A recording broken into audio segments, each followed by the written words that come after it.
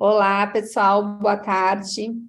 Eu sou Grace Madeleine, eu sou coordenadora de vigilância das doenças imunopreveníveis no Departamento do Programa Nacional de Imunizações, na Secretaria de Vigilância em Saúde e Ambiente do Ministério da Saúde. Então, é um prazer estar aqui com vocês. Nós vamos fazer, então, hoje, um webinário sobre o manejo clínico da cachumba, e nós temos como moderadora a Maria Isabel Lopes. A Maria Isabel, ela trabalha na minha equipe, na vigilância das doenças exantemáticas, e também temos como nossa palestrante a Daniela Caldas Teixeira, que eu vou convidar, então, a Daniela para fazer a explanação. Eu só vou falar rapidamente e fazer uma apresentação da Daniela. A Daniela tem graduação em Medicina pela Universidade Federal de Minas Gerais, tem residência médica em Pediatria e Infectologia Pediátrica, é médica do Centro de Informações Estratégicas de Vigilância em Saúde da Secretaria de Estado da Saúde de Minas Gerais, ou seja, CIEVES Minas Gerais, e é professora do Departamento de Pediatria na UFMG, e atua principalmente na área de infectologia pediátrica, e gentilmente aceitou o nosso convite, né, para falar sobre a questão do manejo clínico da cachumba.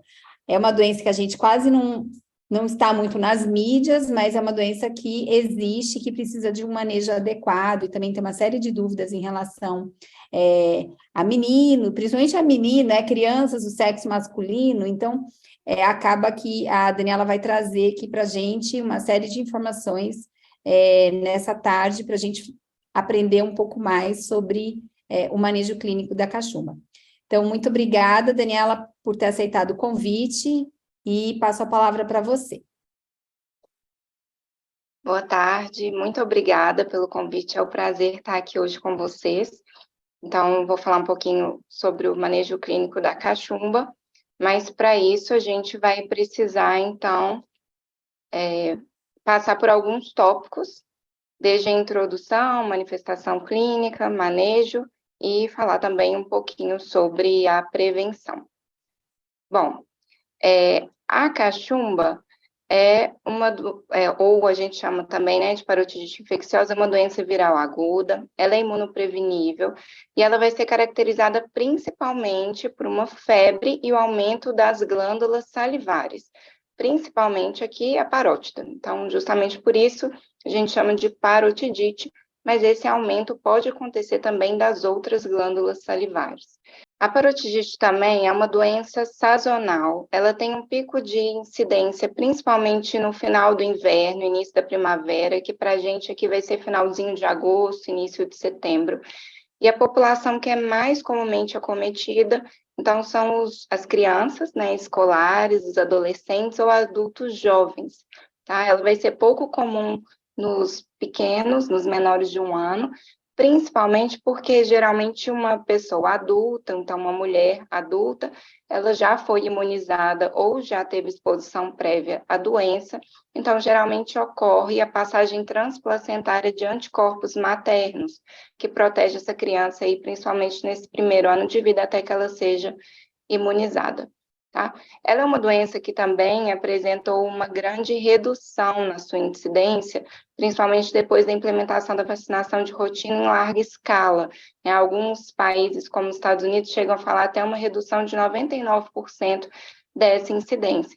Então, até por causa disso, a gente acaba vendo menos na mídia mesmo, né, como a Grace comentou, mas é importante a gente estar atento, porque uma das coisas que podem acontecer hoje, né, no contexto de imunização, é justamente a gente ter ocorrência de surtos, em que o atraso do diagnóstico vai ter bastante impacto. Depois da introdução da vacina, então, em larga escala, como eu falei, teoricamente a gente tem essa redução do número de casos e os casos se apresentam mais em surtos, né?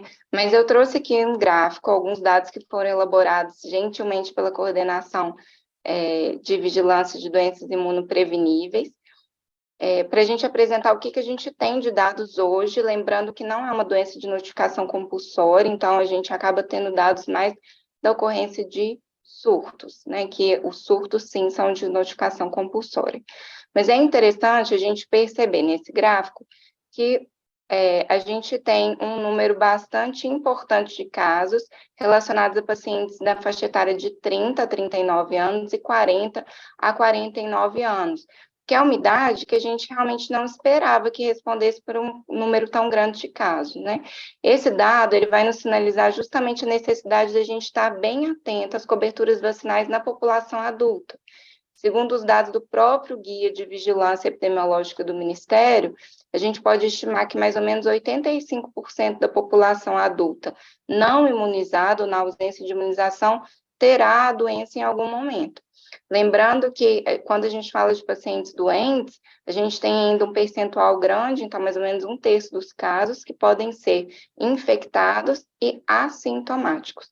E vale lembrar que quando a gente tem a doença manifestando na população adulta, eles têm um risco maior de agravamento do que na população pediátrica. Trouxe também um segundo gráfico, que aqui apresenta a distribuição dos casos suspeitos e confirmados de cachumba aqui no Brasil, de acordo com o mês de ocorrência, e aqui mostra justamente algo que a gente comentou, que nos meses de agosto e setembro, que são justamente final do inverno e início da primavera, quando a gente começa a ver esse aumento da incidência de casos e que a gente deve ficar um pouco mais atento, mas lembrando que a gente pode ter em toda doença sazonal ocorrência ao longo de todo o ano, né? A gente tem períodos em que esses casos se concentram mais, mas pode ocorrer também em outras épocas do ano. E, por fim, um gráfico que nos mostra o comportamento dos casos ao longo dos últimos anos, e funcionando aqui como mais um alerta em relação às coberturas vacinais. Depois da flexibilização das medidas de isolamento da pandemia, a gente teve aqui um aumento significativo do número de casos suspeitos e confirmados no Brasil, né, principalmente nos anos de 2001 e 2022, 2021 e 2022. E, além disso, agora em 2023, que a gente ainda está no primeiro terço do ano, e nós já atingimos números de casos que superam alguns anos anteriores à pandemia. Então, supera aqui 2018, equivale o de 2020, que é o da pandemia, e já chegando bem próximo aqui ao de 2019, que a gente teve um número confirmado aí de 600, mais ou menos 592 casos. Como a gente comentou anteriormente, depois da introdução da vacina de rotina em larga escala, a cachumba se apresenta comumente em formas de surtos, né? E alguns fatores podem favorecer a ocorrência desses surtos. Então, o primeiro deles, os ambientes fechados. Então, por exemplo, quando a gente tem aglomerados mesmo, né? Então, comunidades, ou então, por exemplo, dormitórios, né, de adolescentes, em faculdades, essas coisas assim. E a outra coisa é quando a gente tem um atraso no diagnóstico. Esse atraso no diagnóstico, ele pode acontecer por dois motivos. Então, a gente tem sintomas iniciais que a gente vai comentar que são muito inespecíficos, então, às vezes, até que eu tenha o sintoma característico da parotidite, posso demorar a pensar nesse diagnóstico, né? E também o fato de alguns pacientes não chegarem a procurar mesmo atendimento. Em alguns casos, a gente tem pacientes que evoluem com infecção, com a doença pela cachumba, mas sem o edema clássico das parótidas. Então, isso pode fazer até com que ele maneje em casa como se fosse um quadro gripal mesmo, sem procurar atendimento. Durante esses surtos, a gente eventualmente pode identificar pacientes vacinados que têm o sintoma, têm a manifestação, às vezes até com confirmação laboratorial, né? Isso nos sinaliza a possibilidade de uma redução de proteção vacinal com o tempo, principalmente na situação que a gente vive atualmente, que a gente não é exposto de maneira frequente a boosters natural, ou seja, o vírus não circula mais com a mesma frequência ou com a mesma facilidade que circulava antes da gente ter coberturas vacinais adequadas, né? Então, a gente é menos exposto e não tem esse vírus natural mesmo estimulando o tempo todo a nossa imunidade, tá? De qualquer forma, independentemente da gente ter casos em pacientes vacinados, vale ressaltar que a parotidite ainda ocorre de maneira mais frequente em indivíduos não vacinados, né? E as elevadas coberturas vacinais vão nos ajudar a limitar tanto a ocorrência desses surtos, quanto o tamanho e a duração deles.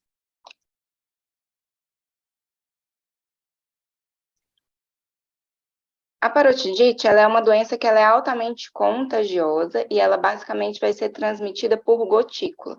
Essa gotícula, como a gente aprendeu e já discutiu de maneira bastante exaustiva durante a pandemia, ela pode ser transmitida tanto por contato direto, seja por fala, tosse, espirro, né, quanto contato indireto aí através de superfícies contaminadas, incluindo aqui a questão da contaminação das mãos.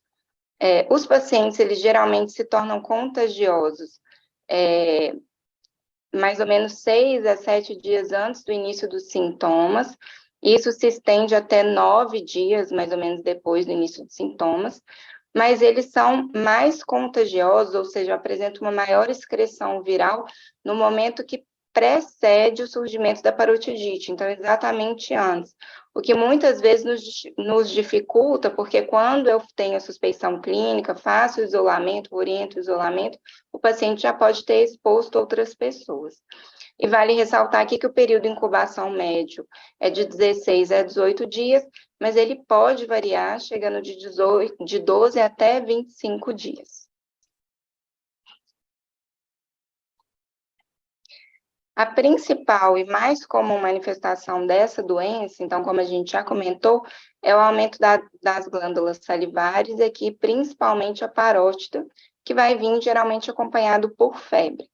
No exame físico, esse edema de parótida, ele vai ser percebido através de um apagamento do ângulo da mandíbula, como está exemplificado nessa foto do nenenzinho. Então, a gente vê aqui que nessa lateral eu tenho um edema importante e fica difícil até de eu delimitar aqui a mandíbula, né, e o ângulo da mandíbula, tá?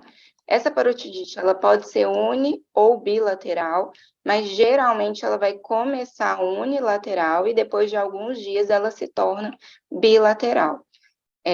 A presença de febre, dor de cabeça, mialgia, hiporexia pode preceder ao início dos sintomas da parotidite.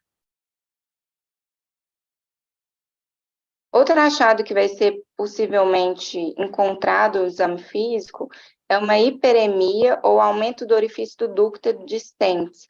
Então, é o ducto aqui que ele é responsável justamente pela drenagem da glândula parótida, e que a gente vê aqui próximo à mucosa jugal, né, dentro da cavidade oral mesmo. Quando a gente tiver, através desse ducto, algum tipo de drenagem de secreção purulenta, isso vai nos ajudar a pensar em um dos diagnósticos diferenciais principais aqui dentro das síndromes infecciosas, que é justamente a parotidite piogênica, tá? Essa parotidite piogênica ou bacteriana, que a gente chama, ela é mais comumente causada pelo Staphylococcus aureus, e aqui a gente vai precisar de um tratamento específico com prescrição de antibiótico, que difere, então, do manejo clínico que a gente vai ver em relação à parotidite infecciosa pela cachumba, tá? O manejo diagnóstico e clínico dos casos de parotidite geralmente não vão exigir uma solicitação de exame laboratorial. Então, a gente vê que muitos colegas se embasam muito o diagnóstico na coleta, principalmente de amilase sérica. Então, só fazem esse diagnóstico quando eu tenho um aumento desse marcador. Mas, a rigor, a gente vai ver que o diagnóstico ele é clínico laboratorial. Então, eu tendo evidência clínica do edema, de parótida, isso para mim já seria suficiente para levantar essa hipótese, né? E lembrando que esses achados laboratoriais, então, de leucopenia, linfocitose relativa, elevação de amilases séricas, eles são inespecíficos. Então, a única coisa que eles vão me falar quando eles estão presentes, né, no caso da amilase, por exemplo, é do acometimento de parótida, isso não me fala se é acometimento viral, se é acometimento bacteriano, ou se dentro dos vírus é a cachumba ou outro vírus, né? Então, só para deixar bastante claro isso. E a presença da leucopenia com linfocitose relativa vai me falar muito a favor, por exemplo, de um quadro infeccioso viral, mas não mais uma vez, direcionado em relação à cachumba, tá? E só para reforçar aqui que a cachumba geralmente vai ter uma evolução autolimitada, a maioria dos indivíduos vai se recuperar completamente dentro de algumas semanas.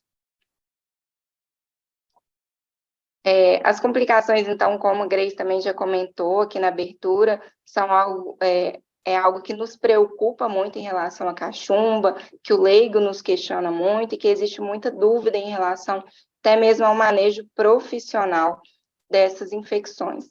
Mas a gente lembra muito da orquite, mas vamos lembrar que eu posso ter esse acometimento de orquite, posso ter o acometimento da oforite, que seria como se fosse o equivalente da orquite, mas na mulher, então, o acometimento dos ovários, e eu incluo aqui também as manifestações neurológicas, que a gente vai ver um pouquinho mais para frente, que pode ser meningite, encefalite, ou até mesmo surdez. E todas essas complicações, elas podem ocorrer mesmo na ausência da parotidite. Lembrando, então, quando eu tiver um diagnóstico diferencial, por exemplo, da orquite, de eu avaliar ou investigar essa possível infecção aí pelo vírus da cachumba, tá? A epididima orquite, ou orquite, como a gente fala de maneira mais simples, vai ser a complicação mais comum da infecção por cachumba. Ela ocorre geralmente em homens pós-púberes, mais ou menos 15 a 30% dos casos, né? E os sintomas vão acontecer tipicamente entre 5 a 10 dias depois do início da parotidite, geralmente com início abrupto de febre, uma dor testicular muito intensa, que vem acompanhado de edema e eritrema do escroto, tá? 60 a 80% dos casos, mais ou menos, vão ter um acometimento unilateral, tá? O pessoal se preocupa muito em relação à esterilidade, né, relacionada a esse acometimento, mas vale a gente destacar que a atrofia testicular foi observada em mais ou menos 30 a 50% dos pacientes não vacinados que evoluíram com orquite. Então, dentro dos pacientes com orquite, de 30 a 50% evoluem com atrofia testicular. E, geralmente, a redução da fertilidade acontece nos casos em que eu tenho acometimento bilateral, uma orquite bilateral. Mas a esterilidade é rara, tá? Não é tão comum. Então, mesmo que eu tenha uma redução da capacidade de reprodução, a esterilidade completa, ela é bastante rara. A oforite, então, como eu comentei, que seria mais ou menos o equivalente da orquite, só que na mulher, ela vai ser menos comum do que a orquite, ela acontece geralmente em 5% das mulheres, também pós-púberes, então não são crianças, tá? Porque é outra coisa que fica um pouco distorcida do pessoal entender que isso aconteceria principalmente nas crianças. E ela se manifesta principalmente com dor no abdômen inferior, febre e vômito, então entrando como um dos diagnósticos diferenciais aí de outros quadros de abdômen agudo, tá? A cachumba também foi associada a quadros de mastite e menopausa prematura em mulheres também pós-púberes, mas essas são complicações bastante raras. E até o momento a gente ainda não tem nenhuma evidência que associe a cachumba a causas de esterilidade feminina. Bom, dentro das complicações de acometimento do sistema nervoso central, como eu comentei, a gente pode ter meningite asséptica, que vai ser a complicação neurológica mais comum da complicação do vírus da cachumba, que pode ocorrer entre 1 a 10% dos casos e que costuma ser mais frequente em homens do que em mulheres, tá? É interessante destacar que essa meningite ou quadro clínico de acometimento do sistema nervoso central, ela pode acontecer antes, durante ou depois da parotidite. Quando ela acontece durante ou após a parotidite, fica mais fácil da gente pensar no agente etiológico, mas geralmente antes, isso pode ser um dos nossos desafios. As manifestações clínicas, elas são bastante semelhantes a outras meningites virais, então uma cefaleia, febre, rigidez de nuca, que podem ou não estar associadas a um acometimento de encéfalo, então a uma encefalite, tá? As encefalites, então, de maneira prévia à vacinação de rotina, eram bem mais frequentes do que hoje, então tinha uma incidência aproximada de 1 para cada 6 mil casos na era pré-vacinal, mas, atualmente, a vacina foi responsável por um desaparecimento virtual dos casos, então, aparecimento bastante esporádico. Qual que é a diferença da encefalite para a meningite? Então, geralmente, quando eu tenho acometimento de encéfalo, a gente tem como característica principal do quadro neurológico a oscilação de sensório. Então, tem um paciente que ele fica muito prostrado, muito sonolento e logo em seguida muito irritado ou completamente com neurológico basal, né? Então, essa oscilação é algo que nos chama bastante atenção. E eu posso ter associado quadros de crise convulsiva, então, ou pontual, ou até mesmo mais prolongado como status, né? Isso caracteriza para a gente o acometimento de encéfalo e não só de meningite. E, por fim, a gente tem a possibilidade ainda de uma surdez por perda neurosensorial. A maioria dos pacientes que tem essa perda auditiva associada à cachumba tem uma perda auditiva aguda mesmo, associada aos sintomas agudos do quadro infeccioso, e esses sintomas melhoram na maioria dos casos. Mas a gente tem alguns casos documentados de surdez permanente, tá? E geralmente o acometimento é unilateral, podendo ser também bilateral. Bom, de diagnósticos diferenciais, eu cheguei a comentar que a gente tem inúmeros diagnósticos diferenciais, né? Comentei alguns deles, inclusive, em relação à parotidite bacteriana ou piogênica. A parotidite bacteriana ou piogênica talvez seja um dos diagnósticos diferenciais mais simples, que geralmente a gente consegue fazer até de maneira clínica, na avaliação clínica, mas a gente tem uma série de outras parotidites infecciosas, e é que eu coloquei uma lista de diversos outros vírus que podem causar, então, um quadro clínico bastante semelhante. Então, desde os sintomas iniciais, de febre, sintoma gripal, dor de cabeça, às vezes um mal-estar generalizado, até esse acometimento, essa inflamação, edema da glândula salivar. Então, influenza, parainfluenza, adenovírus, Coxsackie, o Epstein-Barr, citomegalovírus, HIV na prima infecção aqui, e herpes simples, né? A gente tem outros diagnósticos diferenciais não infecciosos, então, que podem, inclusive, cursar com parotidites recorrentes. Então, aqui, a cialolitise, que seria justamente uma pedrinha mesmo, que fica nos canais ou cananículos ali da parótida, então, podendo causar, inclusive, uma obstrução desses canais e um processo inflamatório secundário, que aqui, nossa forma mais fácil de fazer diagnóstico diferencial é justamente o exame de imagem, o ultrassom pode nos ajudar. A síndrome de Sjögren, que geralmente vem com outros sintomas associados e que vem com essa recorrência, mas vai entrar também como diagnóstico diferencial das parotidites infecciosas, o tumor de glândula salivar e a sarcoidose extrapulmonar, que aí já são diagnósticos um pouco mais raros e mais trabalhosos de serem feitos, vamos dizer assim. Como eu adiantei, o diagnóstico da cachumba, ele vai ser eminentemente clínico. E aqui eu até trouxe para vocês a definição de caso confirmado, que está disponível para a gente no Guia de Vigilância Epidemiológica. Então, um paciente com febre, aumento de glândulas salivares, com histórico de contato com o indivíduo doente por cachumba, nos 15 dias que antecederam ali o início dos primeiros sintomas. A gente tem testes sorológicos ou testes laboratoriais que podem ser úteis na diferenciação de outras etiologias virais, porque vejam que nessa definição de caso, ela já nos direciona para a gente valorizar bastante a epidemiologia, mas muitas vezes isso não vai ser disponível, né?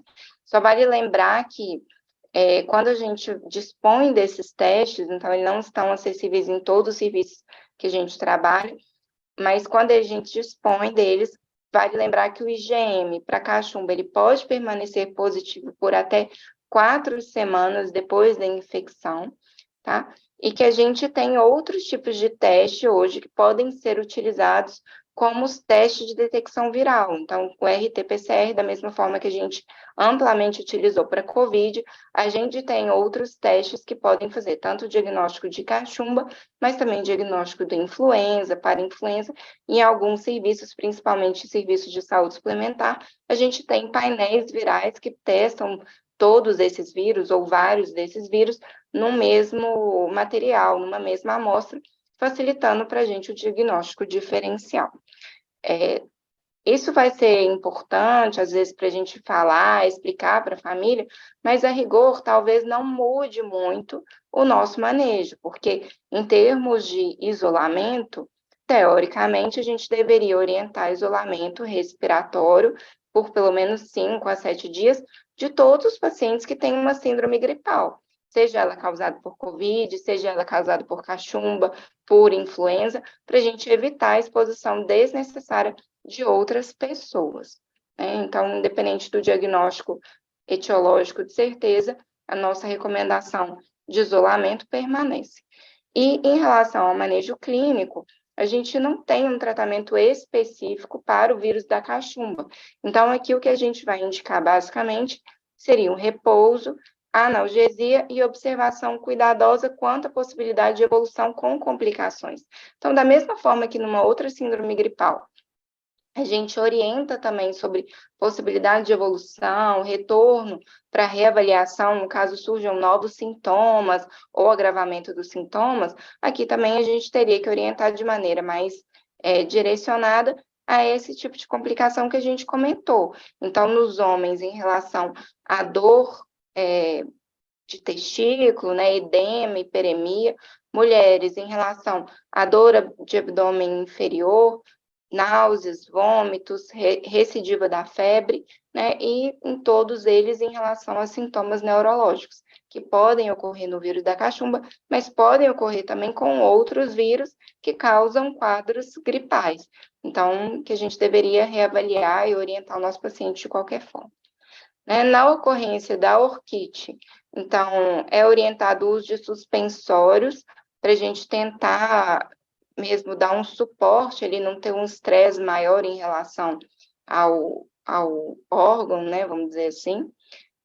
Além disso, a gente faz uma analgesia que tem que ser proporcional à dor do paciente, e a gente pode utilizar aplicação de compressas frias para tentar tanto manejar a dor, manejar o processo inflamatório, e para um processo inflamatório muito intenso, a gente ainda pode lançar mão da prednisolona na dose de 1 mg por quilo por dia, ali durante esse processo agudo.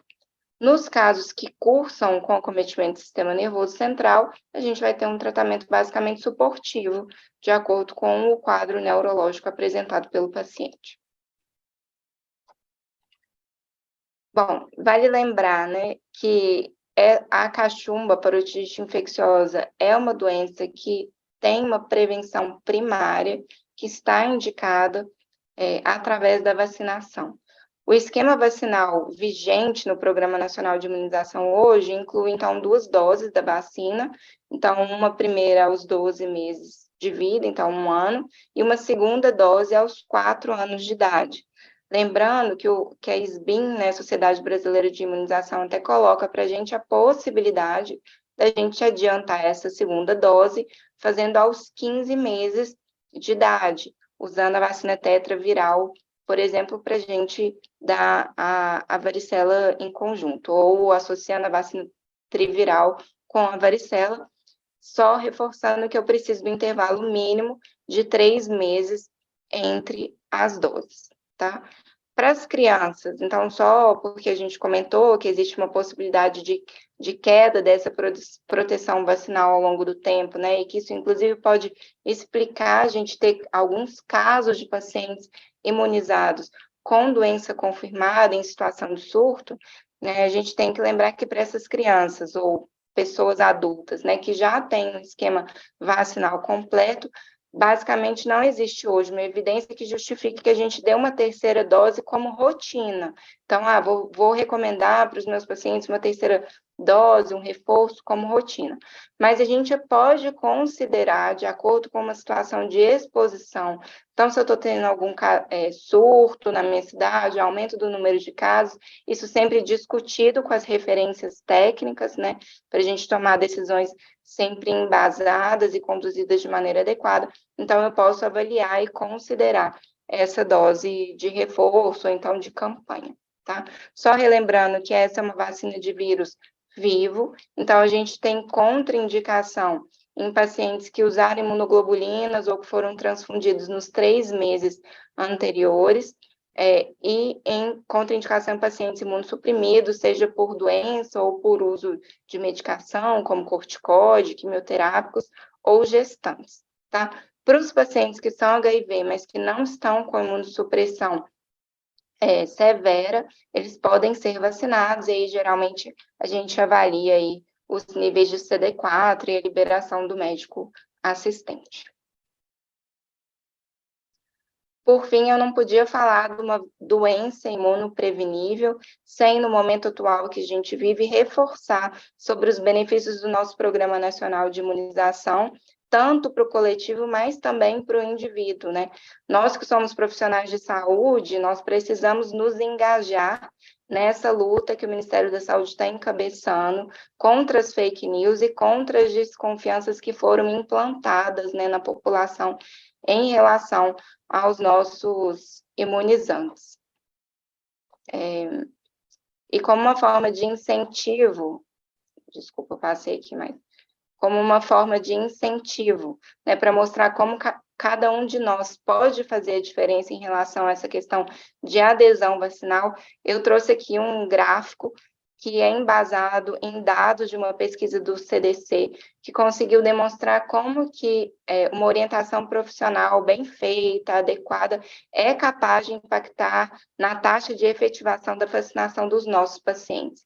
Então, independentemente do cenário que a gente atua, seja na unidade básica da saúde, seja em ambulatórios de referência, vigilância, né, pronto atendimentos, vale a pena a gente gastar um tempo para conferir as cadernetas de vacinação dos nossos pacientes, prescrever mesmo a vacinação ou atualização do calendário vacinal, para que o paciente não entenda que isso é só uma recomendação, isso é uma prescrição médica, e sempre está disposto a retirar as dúvidas do usuário, para que a gente consiga tirar ali toda informação ou desinformação que possa impactar no atraso vacinal ou na hesitação vacinal, né? Eu deixo aqui, então, os meus contatos, então, da Secretaria de Estado, meu e-mail institucional, e a gente está à disposição para tirar dúvidas, discutir um pouco aqui, mas também, ao longo aí das semanas, quem quiser pode me mandar também um contato. Muito obrigada. Daniela, muito obrigada pela apresentação. Você foi muito além, né, do que a gente estava proposto aqui no título do webinário, mas também, assim, muito esclarecedor e acho que importante, né? Então, muito obrigada. Eu vou passar, então, para Maria Isabel Lopes. A Maria Isabel Lopes vai fazer a moderação. Ela é enfermeira pela Universidade Estadual do Vale do Acaraú, no Ceará. Ela é epidemiologista de campo pelo EPSUS avançado e tem especialização em serviços de saúde e auditoria. E é membro, né, do grupo técnico de vigilância das doenças exantemáticas. Então, Maria Isabel, por favor. Boa tarde a todos, obrigada, Grace. Primeiro, agradecer a doutora Daniela pelo aceite, né, pelo convite e pela excelente explanação que ela trouxe. Faço das palavras aqui de uma das participantes, Nara Carvalho, que disse que a doutora Daniela é realmente espetacular, clara e objetiva. Então, muito obrigada, doutora Daniela, né, com a sua experiência, sua expertise e compartilhar esse momento conosco. Bem, só esclarecer inicialmente, vou falar um pouquinho também do sistema de vigilância aqui no Brasil. na verdade, né, o que a gente tem, foi perguntado sobre lista de presença, a gente não tem, tá, gente? No canal que vocês fizeram a inscrição, lá mesmo é emitido o certificado de participação, tá? E todo o material, a aula que a doutora Daniela fez aqui para a gente, ela utilizou como base o Guia de Vigilância em Saúde, tá? Então, todas as informações que ela utilizou estão disponíveis lá, tá? E aí, uma pergunta que deixaram aqui para a gente foi a doutora Rosa Maria Mossori, perguntando sobre confirmação laboratorial por qual metodologia.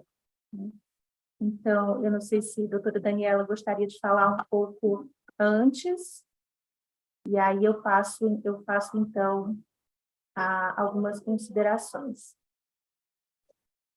Tá. Então, como eu comentei, né, a gente pode ter a confirmação laboratorial utilizando duas metodologias. Tanto o IgM, então a sorologia, a gente vai ter um paciente que tem uma clínica compatível e eu faço a coleta no momento oportuno, então numa fase aguda de doença. Lembrando só que as sorologias, elas demoram mais ou menos uns 6 dias para começar a positivar, então não adianta eu coletar exatamente nos primeiros dias de sintoma, eu tenho que esperar aí mais ou menos uns 6 dias do início do quadro para eu fazer a coleta de sangue para o teste sorológico. Agora, se você está num lugar em que você consegue ter acesso ao teste molecular, que você pode fazer para o vírus da cachumba, que você pode fazer até para os outros diagnósticos diferenciais, então, a rigor, o nosso raciocínio seria o oposto da sorologia. Então, quanto antes eu coletar, geralmente em torno aí dos primeiros 5 dias, eu posso até ter uma positivação até o 7º dia, então, eu vou coletar um SUAB de naso, orofaringe, assim como a gente via também em relação ao COVID, aos outros vírus respiratórios, e eu posso ter essa confirmação. Lembrando sempre que, independente do método que eu escolher, eu preciso que o momento seja oportuno para coleta, porque senão eu faço em momento, por exemplo, o teste molecular muito tardio, e aí ele vem negativo, isso não vai excluir para mim o diagnóstico, né? A gente tem que atentar para os prazos, né, de coleta para esse resultado. E aí, né, de acordo com o que a doutora Daniela falou, em se tratando de diagnóstico, como a gente tem estabelecido aqui no Brasil, a gente não tem um sistema de vigilância, né, para a cachumba, embora a gente tenha a vacina, que é a forma mais de prevenção para a cachumba, a gente não usa no serviço de saúde, no sistema público, o diagnóstico laboratorial, tá? Como foi já trazido aqui, o diagnóstico ele é puramente clínico, ele tem uma sintomatologia, né, bem específica. Então, quando se lança a mão do diagnóstico laboratorial, são em alguns momentos onde isso é necessário para descartar outras hipóteses e ou ainda, né, quando eu tenho esse teste diagnóstico disponível no serviço que eu estou sendo acompanhado, tá? Uma outra pergunta, pode complementar, doutora Daniela. Porque, assim, a rigor, como eu falei, a confirmação diagnóstica, ela não muda muito o nosso manejo, né? Até por isso, eu acho que não é só essa questão da vigilância, é questão, assim, eu vou ter que orientar o isolamento, os sintomáticos vão ser prescritos da mesma forma, as orientações vão ser feitas da mesma forma, né? Em algumas situações, eu posso ter interesse da vigilância, por exemplo, em ter essa testagem. Por exemplo, eu tenho um surto num dormitório de adolescentes, e aí quando você vai resgatar esses pacientes, eles têm todos históricos de vacinação completa. Então, muitas vezes eu preciso do teste mais para o diagnóstico diferencial, exatamente, do que para manejo do paciente. Então, para eu conseguir manejar esse surto de maneira mais adequada. Lembrando que a gente tem vírus que funcionam da mesma forma de transmissão, por exemplo, influenza, que pode se manifestar também como uma parotidite. Então, nesse caso, por exemplo, eu estou com um surto de cachumba ou estou com um surto de influenza? Porque até para eu conseguir desencadear as medidas de contenção do surto, por exemplo, essa testagem poderia ser interessante, vamos dizer assim. Mas para o manejo clínico do paciente, não vai mudar muito a nossa conduta, não. Isso mesmo. A gente tem uma outra pergunta aqui sobre vacinação. É o Núcleo Hospitalar de Epidemiologia, só não sei de onde, mas pergunta se é possível comentar algo sobre o calendário de vacinação do trabalhador da saúde. Bom, eu não sei exatamente qual que, né, ou se é um comentário geral, mas para toda pessoa que trabalha dentro de um hospital, a gente tem que lembrar que ele funciona tanto como uma pessoa que pode expor os pacientes que já estão doentes, mas como ele também tem um risco maior de exposição do que uma pessoa que trabalha em outro ambiente. Dentro do ambiente hospitalar, então, a gente tem uma circulação muito maior, por exemplo, de doenças infecto-contagiosas. E aqui entra a cachumba, entra o sarampo, entra a coqueluche, entra a meningite. Então, o ideal seria que a gente conseguisse sempre manter esses calendários vacinais, principalmente dos trabalhadores da saúde, que têm esse risco maior de exposição, sempre o mais atualizado possíveis. Mas para os pacientes menores de 18 anos, então, menores de 19 anos, por exemplo, 2 doses da triviral ou da tetraviral vão ser suficientes para considerar o paciente, por exemplo, imunizado. Então, se ele já tem essa vacinação prévia, eu não preciso de uma nova dose, por exemplo, eu não faço uma terceira dose, como a gente falou. Então, se a pessoa já tem essa comprovação prévia, né? Obrigada, doutora Daniela. Então, gente, sobre vacinação, como já foi falado, que é uma das principais medidas de controle, né? A gente utiliza como base o nosso calendário de vacinação, e aí a depender da faixa etária, né? A gente tem o maior calendário de vacinação, né? Onde a gente tem disponível vacinação para as crianças, para os adolescentes, para o adulto, para o idoso. Então, considerando-se profissional de saúde, conforme já foi falado, a gente precisa estar com a caderneta de vacinação em dia, porque nós, principalmente quem está na assistência, né? Você está mais exposto, você também expõe as pessoas, então você precisa garantir essa proteção para todo mundo que você acompanha, que você atende. Então, segundo a orientação, né, essa rotina, a vacinação para esses indivíduos, né, de até 29 anos, é que as pessoas tenham pelo menos 2 doses da vacina tríplice viral ou tetraviral. A gente sabe que na maioria dos locais a gente tem a tríplice viral, a tetra, poucamente ela é distribuída, então que a gente tem a tríplice viral. Para os indivíduos que têm entre 30 e 59 anos de idade, né, que não são vacinados, eles devem receber uma dose da tríplice viral. E aí eu vou partir daquele pressuposto.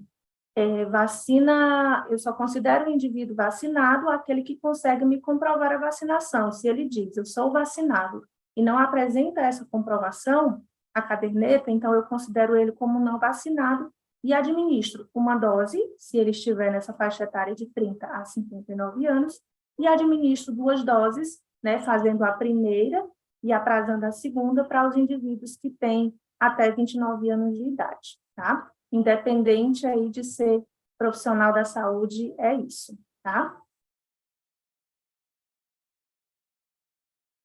Deixa eu ver aqui se temos mais alguma pergunta. A Maraci, do estado do Rio de Janeiro, apenas para informar que no estado do Rio a notificação é compulsória desde 2015, quando tivemos um surto com quase 5.000 casos. Muito bom, Maraci. E aí eu já pego esse gancho para falar, né, como já explanado aqui anteriormente. A cachumba, ela não é uma doença de notificação compulsória a nível nacional, ou seja, não está na nossa lista de notificação compulsória. Entretanto, ela deve ser notificada quando eu identifico um surto, e aí essa notificação ela é feita através da planilha de surto, no SINAM, porque a partir disso eu vou desencadear as minhas atividades, as minhas ações de controle, desde vacinação, monitoramento de casos que vão surgir, né, possivelmente possam surgir após essa exposição para pessoas que não estavam previamente vacinadas. Então, eu faço esse acompanhamento. E aí, considerando, né, que não é uma doença de notificação compulsória a nível nacional, mas que o Estado tenha interesse em fazer com que essa doença ela esteja no seu radar, na sua lista né, estadual de notificação, isso é possível, né? Você informa, né, para o seu serviço, para o seu gestor, que aquilo é uma necessidade do seu estado, do seu serviço, e a gente tem aí os parceiros, o interlocutor do SINAM, que é uma pessoa que tem essa ligação aqui com o Ministério da Saúde, faz a habilitação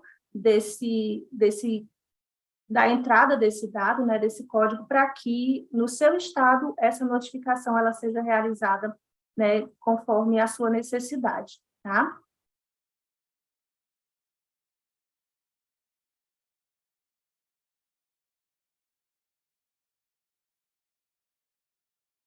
E aí, gente, colocando aqui, né, o nosso grupo de vigilância das doenças exantemáticas, que está dentro da coordenação de vigilância das doenças imunopreveníveis, ele acompanha cachumba, né, mesmo não sendo uma doença de notificação compulsória, a gente faz algum tipo de monitoramento, a gente acompanha sarampo, rubéola, síndrome, né, varicela, então qualquer dúvida que vocês tenham, que extrapole as informações que estão disponíveis no guia ou no próprio site oficial do Ministério, os nossos canais de comunicação eles estão abertos, né, para vocês, profissionais de saúde, para fazer contato com a gente sempre que necessário, ou por telefone ou por e-mail, tá? Ao final, a gente deixa aqui esse contato para que a gente possa estar cada vez mais perto, né, e fazendo um serviço de saúde único, tá? Deixa eu só retomar aqui para ver se a gente tem mais alguma pergunta.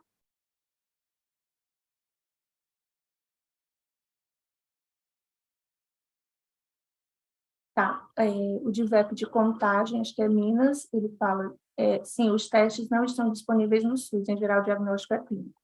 É isso mesmo, tá? Não temos perguntas, eu não sei se... Eu tenho, Isabel, posso fazer uma? Pode sim, Grace. Então, tá bem, Por já que favor.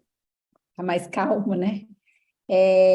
Doutora Daniela, então, parabéns, né, pela apresentação, pelas explicações. Eu queria entender, assim, dentro da sua rotina de trabalho, já que a rubéola, como a cachumba, ela não é de notificação compulsória individual, mas sim o surto, queria entender se dentro da sua rotina clínica, a senhora, ou de colegas, a senhora tem visto casos isolados de sarampo, oh meu Deus, estou toda confusa, casos isolados de cachumba nesse momento do ano, ou se é realmente o que acontece, como demonstra a curva nacional, que os casos começam assim mais no segundo semestre. Como é que tem sido visto agora, e se a senhora sentiu algum impacto em relação ao período da pandemia, onde as crianças ficavam mais em casa, enfim, quase todas as pessoas estavam mais em casa. Se pudesse comentar um pouquinho sobre isso, obrigada. É interessante você falar, porque até em um dos hospitais de saúde suplementar que eu trabalhava, a gente viu um aumento bem importante, assim, de quadros respiratórios gerais no pós-flexibilização da pandemia. Então, teve uma queda muito grande, e depois, quando voltou, a nossa sensação era que estava voltando um pouco mais intenso do que no pré-pandemia. A gente sempre fica na dúvida se eu que desacostumei, né? Porque criança realmente ficou mais em casa, então acabou que a gente viu um adoecimento menor, ou se realmente intensificou. Mas foi interessante porque, principalmente no segundo semestre do ano passado, a gente viu mesmo um número grande de casos de parotidite, então que os colegas nos ligavam para discutir se solicitava exame ou não. Recebi no consultório vários encaminhamentos para diagnóstico diferencial, e muitas vezes chega num momento tardio, que a gente não tem muito mais, assim, o que fazer de exame, ou já passou, pode fazer um exame de sangue, a família às vezes opta até por não coletar o exame, porque a criança já melhorou, né? Então, é isso que eu falei, assim, na minha prática, eu tento ser bem concisa na solicitação do exame. Se é um exame que não vai mudar a minha conduta, e que a gente não precisa desse exame para orientar a família, a gente acaba tomando uma decisão compartilhada. Agora, a família está disposta a arcar com os custos do exame, porque a gente sabe que nem sempre é possível, a família quer ter uma resposta, tem alguma exposição de risco em casa, então a gente acaba tendo essa decisão mais individualizada, vamos dizer assim. Nessa fase do ano agora, eu não tenho visto casos mesmo, então acho que a gente deve se preparar ou estar atentos para depois do inverno a gente ver um aumento, porque coincide também com o aumento do número de casos de influenza, né? Então, no período do inverno e primavera, a gente pode ter também.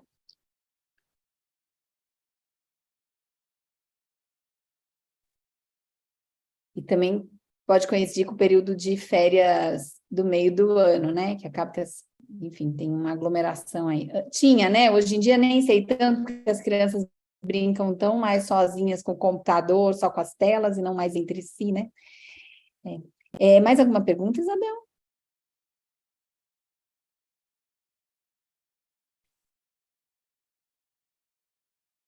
Ou comentários? Não, só um minutinho, Grace. Acho que tem um comentário aqui. Agora sim temos uma pergunta.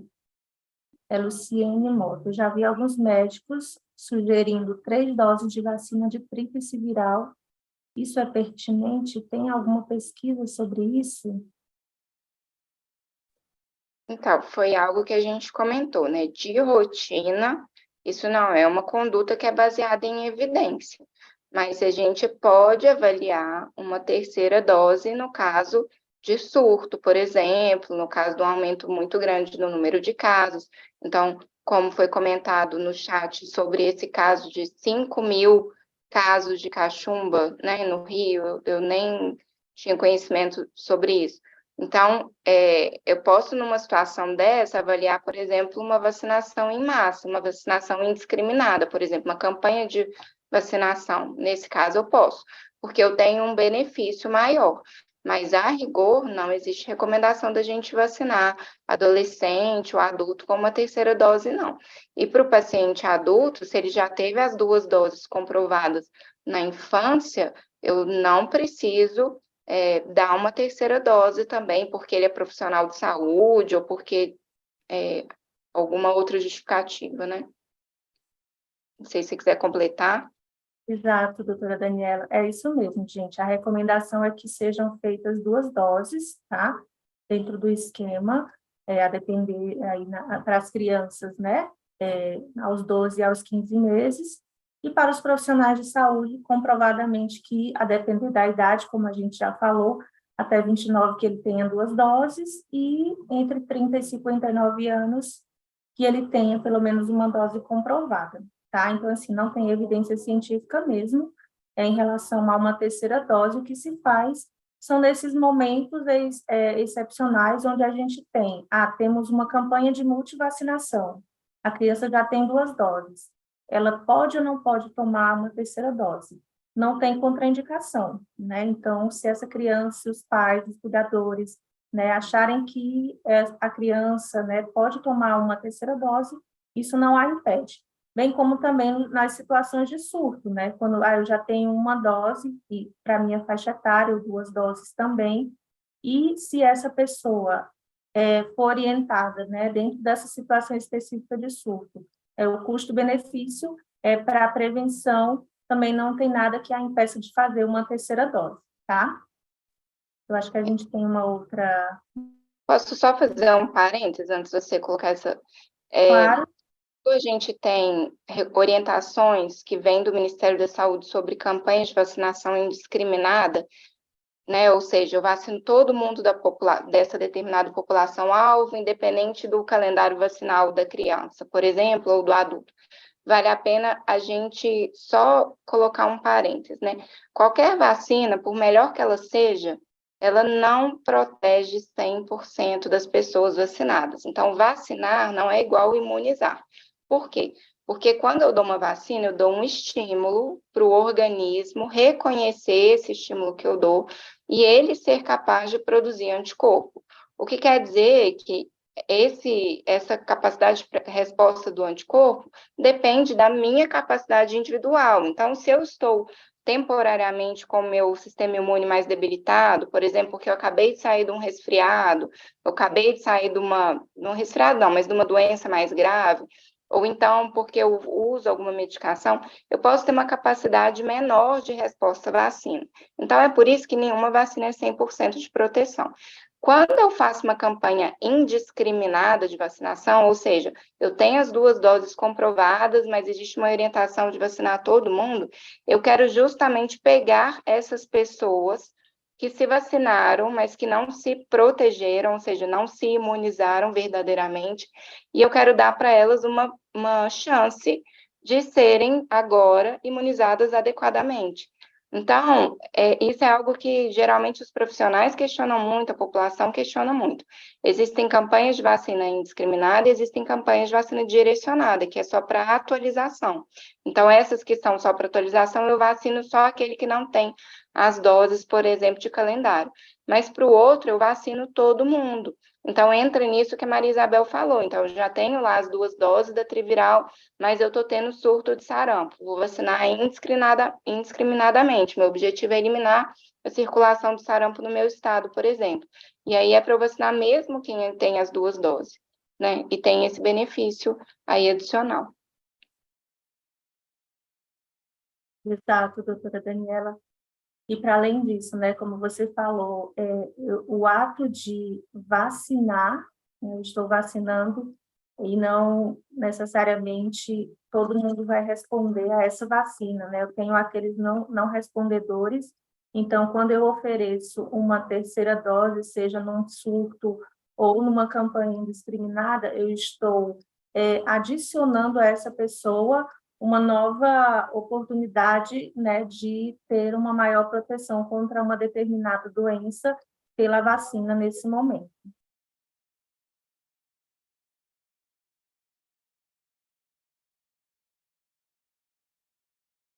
Então, no bate-papo não temos mais perguntas, eu não sei se há outras considerações. Eu acho que vale a pena agora, Maria Isabel, a gente, assim, doutora Daniela, a senhora queria fazer algum fechamento, alguma consideração final, um aviso, qualquer coisa que foi esquecida? Não, eu queria só completar. Eu acho que eu coloquei no finalzinho ali aquele incentivo, né, para a gente realmente se posicionar em relação às vacinas, porque eu tenho visto que muitos colegas, justamente porque eles acham que esse tema de vacinação se tornou um tema, como que eu falo assim, delicado de ser abordado, né? Ele envolve muito mais do que só a questão de proteção ou de saúde. Hoje ele é um tema politizado. Então as pessoas optam por não se posicionar.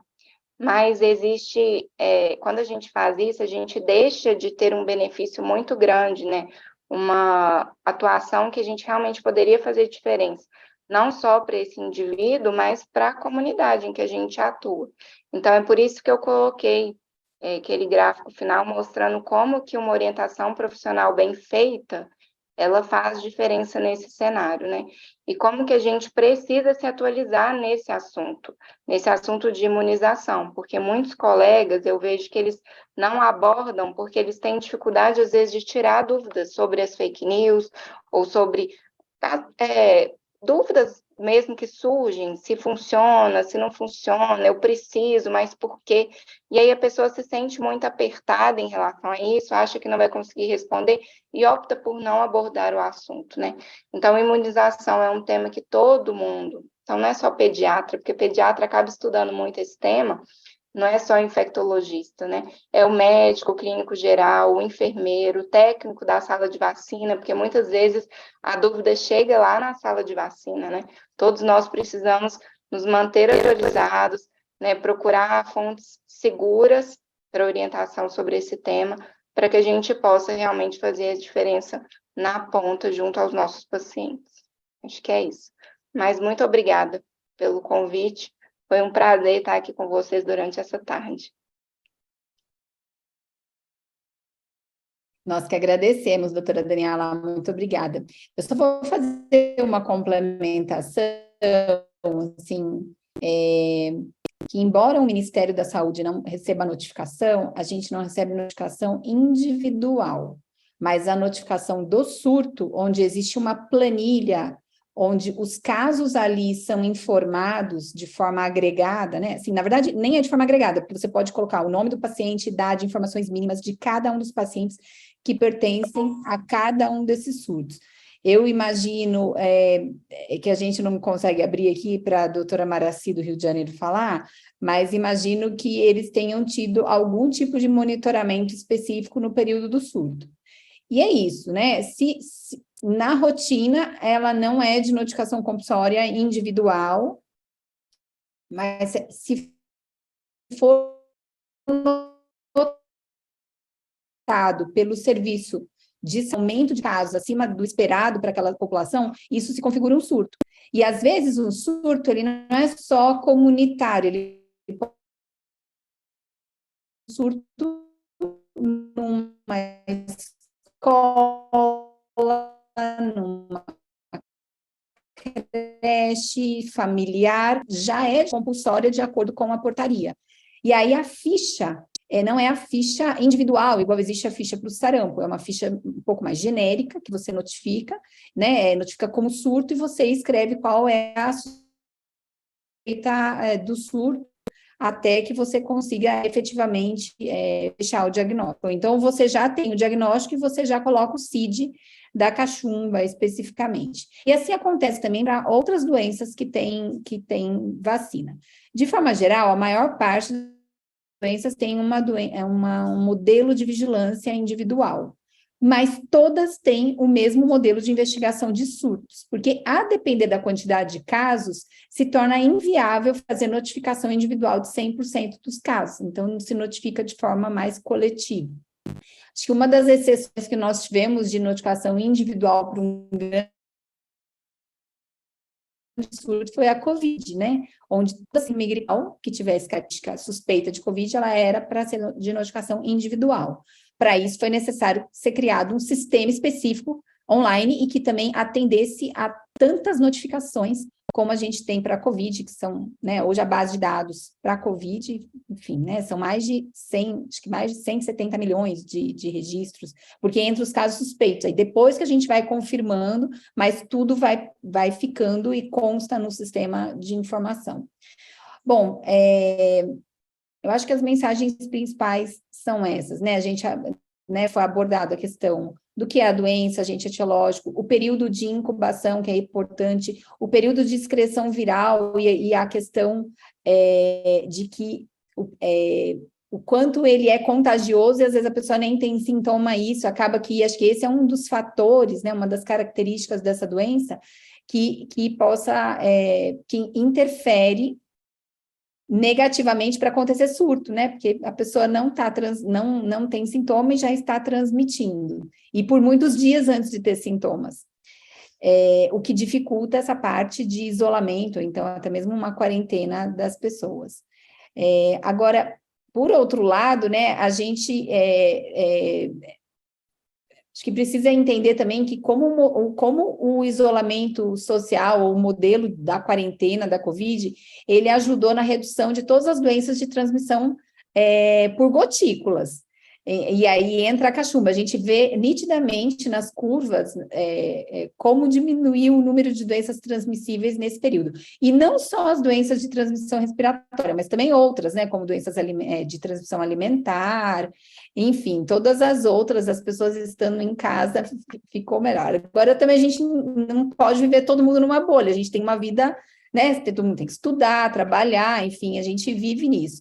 Mas só para demonstrar, estou tocando nesse assunto, para dizer que quando se tem um surto, uma situação evidenciada de uma transmissão, para aquele público, e que geralmente não vai ser toda a população de um município, talvez um cluster ali, um grupo menor de pessoas, essas medidas podem sim funcionar, ou até mesmo as pessoas estarem no convívio social, mas usando máscara, num período, né? Então, assim, se eu sei que está tendo um surto, um aumento de casos, enfim, né, de cachumba, e que isso se caracteriza como um surto, eu não espero ter duas crianças com cachumba na mesma sala de aula ou na mesma creche, enfim, isso não é não faz parte da normalidade, isso significa que teve uma transmissão.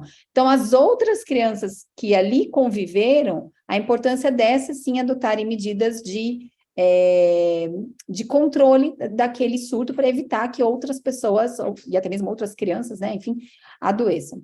Então, o quanto isso é importante além da vacinação.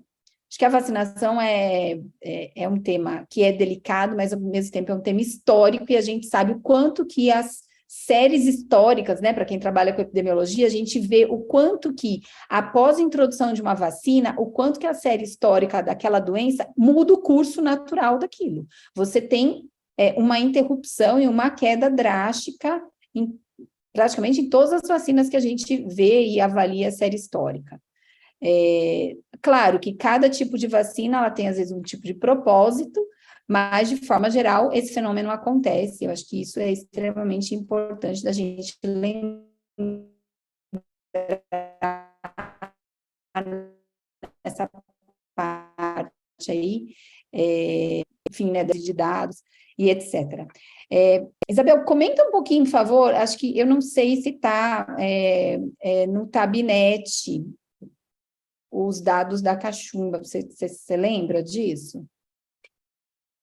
Oi, Grace, a gente está trabalhando nesses dados para disponibilizar, tá? Considerando que eles não são, né, de notificação compulsória, a gente tem que extrair da planilha de notificação de surto, que acaba recebendo todos os surtos, né, que não tenham um CID, uma ficha específica para isso, tá? Mas a gente está validando esses bancos para estar disponível para a população em geral. Eu estou fazendo essa provocação, na verdade, para dizer assim, que para uma série de doenças a gente tem o Tabinete, e onde as bases de dados nacionais estão ali disponibilizadas, obviamente anonimizadas, mas que a população, de forma geral, né, seja um estudante, um profissional de saúde,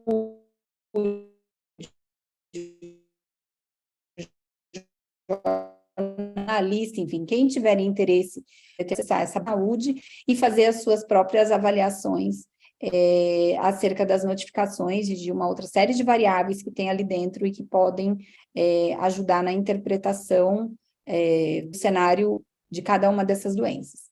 Então, a gente espera que em breve a gente consiga fazer isso para a cachumba, e assim vamos caminhando. Mas lembrando que não precisa ter um surto numa cidade toda para ele ser de notificação, é isso. Um cluster, né, um número de casos menor já é considerado como surto e ele é para ser notificado. Grace, mais alguma? Sim, fala, Isabel. Aproveitando isso que você falou, né? Segundo as orientações que a gente tem, um caso em ambiente hospitalar ele é considerado surto, tá? E para os demais ambientes, 2 ou 3 casos também são considerados surto. Por exemplo, escola, creche, né?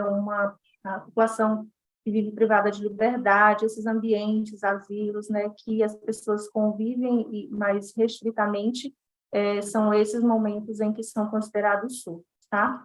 E aí, também aproveitando ainda o gancho para falar da vacinação, né, fato da importância que você trouxe aí, esse ano o PNI, Programa Nacional de Imunizações, ele completa 50 anos, e a gente tem aí nessa trajetória a história de várias doenças que foram erradicadas, como a polio, que agora também já nos assombra, né? E assim também como o sarampo, que foi uma doença eliminada e retornou pelas baixas coberturas vacinais. Então, a gente tem a história de um programa nacional de imunização bem consolidado, mas que, infelizmente, ao longo dos últimos anos, isso foi se perdendo. E eu vou de encontro ao que a doutora Daniela trouxe, né, nessa reflexão, onde nós, profissionais de saúde, somos também corresponsáveis por levar para a população que não tem esclarecimento, ou ainda aquelas que duvidam, né, da importância da vacinação, principalmente para os menores, né, para as crianças, que são as crianças que mais sofrem, que têm o maior número de complicações. Então, que a vacinação ela retome, que a gente volte a ter coberturas vacinais como a gente via há 10 anos atrás, e que a gente possa avançar nesse sentido. Resgatar, na verdade, isso que a gente já teve, né, como um reconhecimento internacional, um dos melhores programas de imunização do mundo. E aí também, nesse tocante, queria chamar a atenção para um fato também que acontece com a vacinação, né? E no momento que eu estou com um surto e que eu vou fazer o bloqueio, né, daquela população que está exposta, por vezes se acaba vacinando o caso, tá? Então, assim, a orientação é que nesse momento esse indivíduo, essa criança, o adulto, ele não seja vacinado. Eu espero que todos os sintomas eles sejam redimidos para que somente depois eu faço a vacinação. Por quê? A criança teve cachumba, mas a gente tem uma vacina que protege contra sarampo, cachumba e rubéola, ou ainda a tetraviral, que também tem o componente de varicela. Então, ele teve cachumba, mas eu vou vaciná-lo porque ele também vai receber a proteção contra essas outras doenças. Tá? Então, é importante isso. E para essas outras doenças, por exemplo, o sarampo, que a gente precisa de diagnóstico, uma vacinação no período de adoecimento entre a coleta de S1 e S2 pode impactar no meu resultado e na minha conclusão de caso, tá? Que não é o caso aqui da cachumba, como a gente já discutiu, que o diagnóstico é clínico, mas a gente pensa assim, né, de forma mais ampla, pensando em doenças exantemáticas. Tá bem. Obrigada, Isabel, pela moderação, pelas contribuições acerca de muito mais além do que vai só o tema aqui do webinário, mas né, desse olhar mais ampliado. É isso, assim, as vacinas são eu também faço parte do departamento do Programa Nacional de Imunizações, e as vacinas, elas são adquiridas, estão à disposição, e realmente a gente vê esse fenômeno de redução, enfim, a queda da cobertura vacinal é um resultado que você vê lá na frente, né? Acho que mais importante